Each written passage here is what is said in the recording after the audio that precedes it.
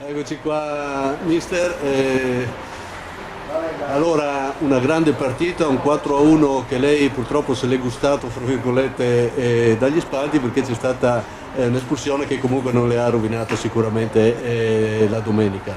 Lei è un passionale, l'avevamo già scoperto, ha detto la volta scorsa. Che commento vuol fare su questa partita?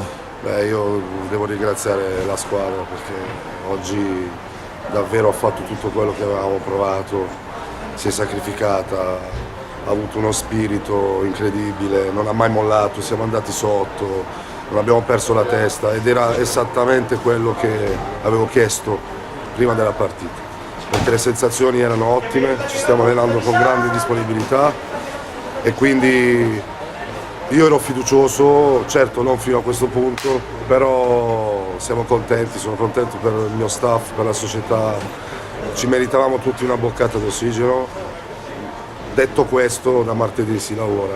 Sì, non era incominciata nel miglior dei modi e avevamo nei primi minuti preso quel gol che forse poteva far presagire a un risultato finale diverso. Era un po' la partita della verità questo, perché avevamo la prima in classifica, c'era da tirare fuori il carattere, la determinazione, soprattutto uscire dal campo a testa alta.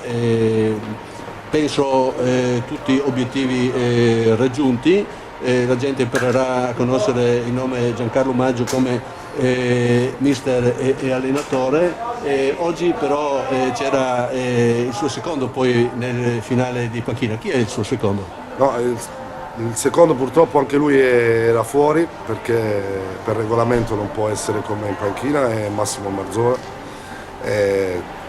Tra l'altro ne approfitto per citare una grande intesa che è nata spontanea perché non ci conoscevamo e invece stiamo lavorando davvero in comunione di intenti, di idee, quindi siamo uno staff unito e questo poi arriva anche in campo. Sì, allora prima di fare gli auguri di Natale anche ai tifosi e un po' tutti, l'altra volta avevo detto che bisognava fare un encomio a Mazzarella perché aveva fatto la doppietta, questa volta ne ha fatto un'altra e se va avanti così insomma diventa un po' una routine che ci farebbe molto piacere. Due rigori che c'erano penso, perciò archiviando questa partita, lei ha detto da martedì si lavora, c'è la pausa di campionato. Però insomma grossi ritocchi non sono in vista o c'è qualche arrivo? No, adesso tra l'altro le liste si sono anche chiuse ieri, quindi la squadra è compatta, è unita, è arrivato dei Rossi nel mercato di dicembre che insomma, Tra l'altro oggi è dato in gol. infatti, quindi la squadra adesso è completa, ci crediamo nei nostri ragazzi, tra l'altro adesso recuperiamo anche ancora qualche infortunato importante e da martedì tutti insieme inizieremo un'altra preparazione per essere pronti l'8.